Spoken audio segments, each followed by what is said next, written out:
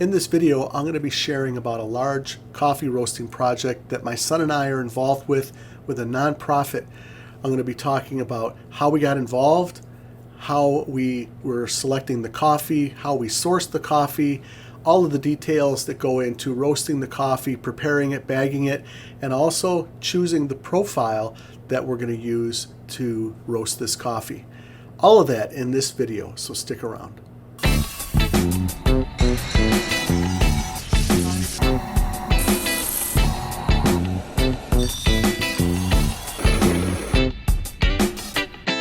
Welcome to the Virtual Coffee Lab. My son and I are involved in a big project this year, roasting coffee for a nonprofit. We did this last year. We did about a 40-pound project for them, and they gave coffee away to their supporters as gifts. We're doing the same thing this year because they loved what happened last year. The organization loved the coffee. The supporters gave really positive feedback. They enjoyed the coffee. And so this year they want to increase the scale of this. They want to share more coffee with their supporters, and they want to roast a specific coffee. They want us to be able to roast a Papua New Guinea coffee. And so we need to source the coffee. We need to get all of the packaging and figure out how we're going to do all that, coordinating all of the roasts, and also all of those details. Plus, we need to decide how we're going to roast this coffee, a profile that everybody will really enjoy, that really showcases Papua New Guinea. So that's our task that we have, and I want to share some of that with you. And why am I doing this? Why is it important? It's important to a home coffee roaster, and I think you guys might appreciate this, because sharing our coffee gives us an opportunity to get feedback from people when we roast coffee. It also gives us an excuse to roast more coffee because we're giving away more coffee. And so we have more time behind the roaster, more experience, and that helps us improve our roasting skills. So that's what we've been doing. Michael and I roast every week together, and we roast all different types of coffees, but occasionally we get to do special things like an event or something like this, and it's really cool to be able to share our coffee. So I would encourage you to do that, and leave in the comments if you've done that. If you've had this type of experience, maybe on a smaller scale or a larger scale, go ahead and share that. I would love to read about that. That would be encouraging. All right, so here we are. We've got to find a coffee that best represents Papua New Guinea. And I don't just want to find a coffee somewhere online. I want to make sure that I have a trusted source. So I went to our local coffee roastery. My friend owns it, Trevor Graham. He's been on this channel, Sabbath Coffee Roasters. Sabbath Rules, check their YouTube channel out. I'll have a link in the description. But Trevor helped us out, and we found a coffee through the importer that he uses. And we asked Trevor if he would help us out. We wanted to get a sample and then possibly buy a 60-kilo bag of coffee. He agreed.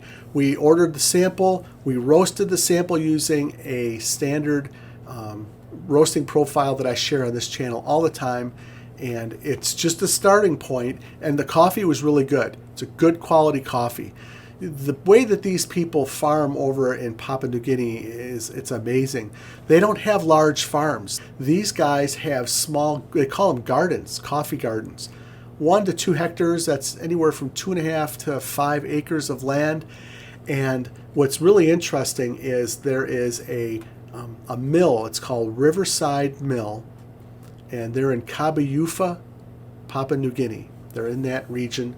And there are small villages in that region that they have spent time in investing in, helping these people learn how to grow coffee. They've helped them with farming techniques, ways to be able to have successful crops.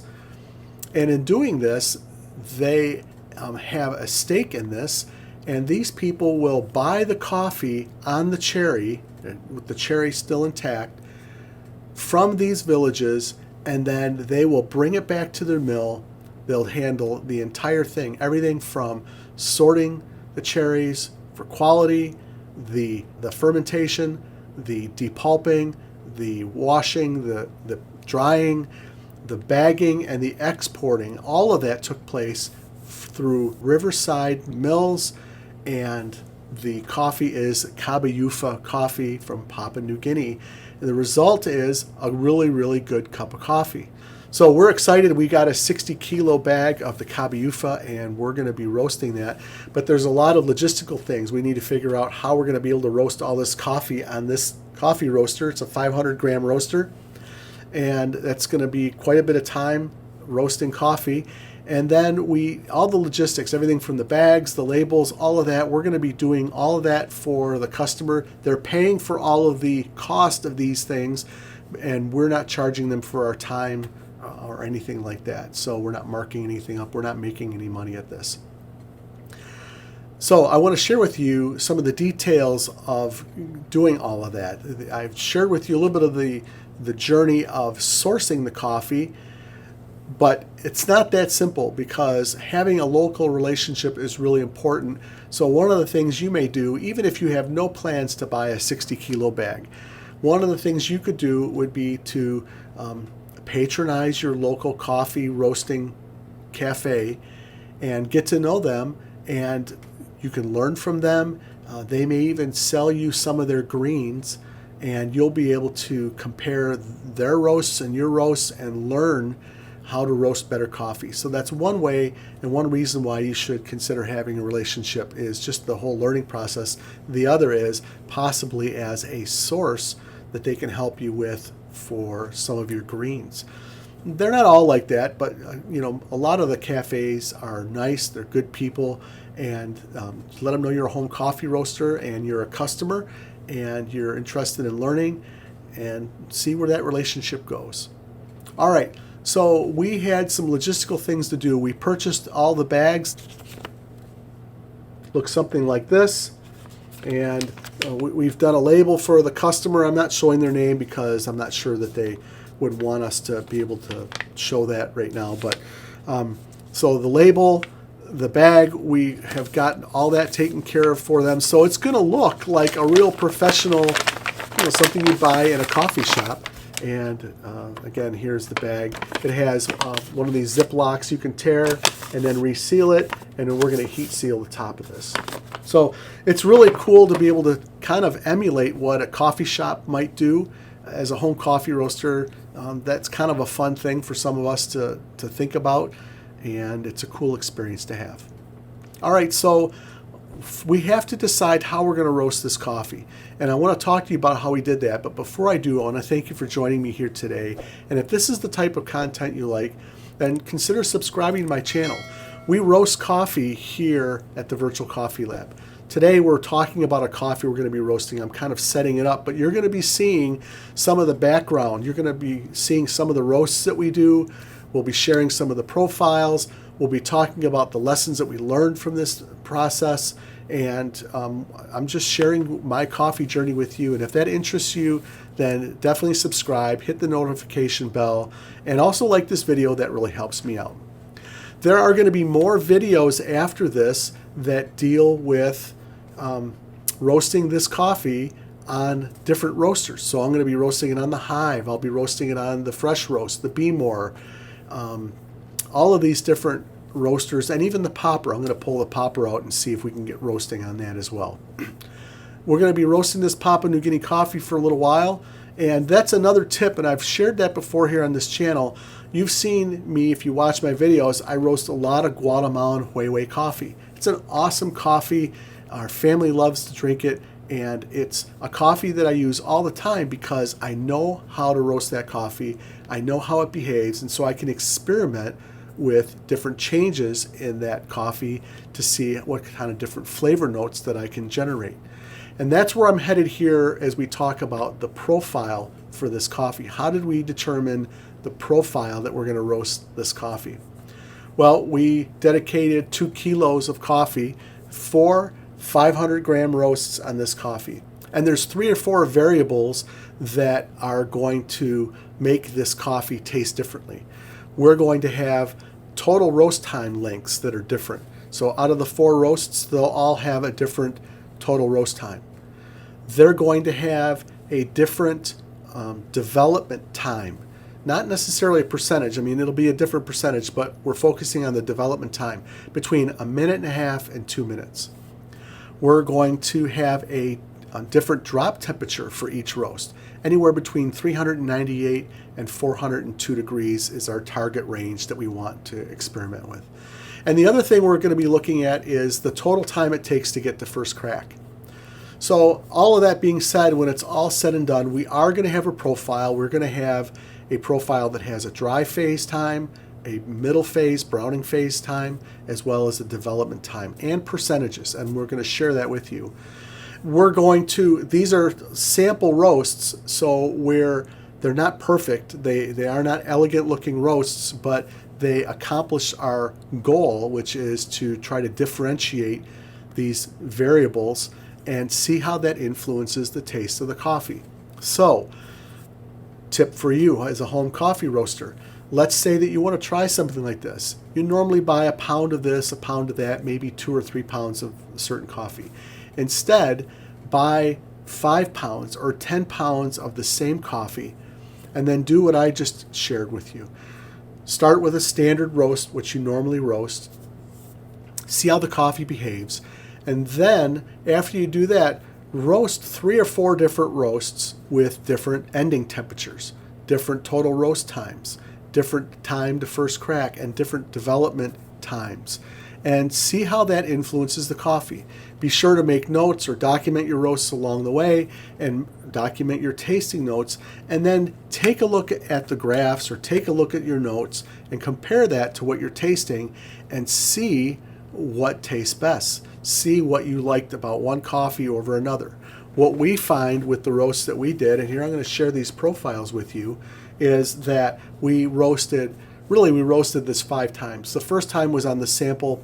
That was a 300 gram sample. We're not going to count that, but we're going to focus on these 4 roasts. And you'll notice when you look at these roast profiles, that the first roast, and all of these roasts, you're going to see kind of a little bit of a roller coaster thing going on.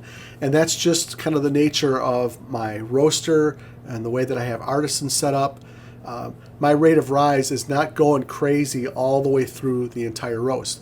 I can have a roast where I'm not altering the fan, the temperature, or the drum speed, and that coffee in a span of about a minute, minute and a half will have these waves in it. So try to look past some of the waves, and you look for some of the bigger events, a bigger drop in this net, and those are things we're going to be correcting. If we, let's say this first roast here, you'll see there's kind of a big dip right around the 6-minute mark, and that's something that we will watch for when we actually do the roasts, and we'll make sure that we try to correct. And this one is a 9-minute and 21-second roast, total roast time.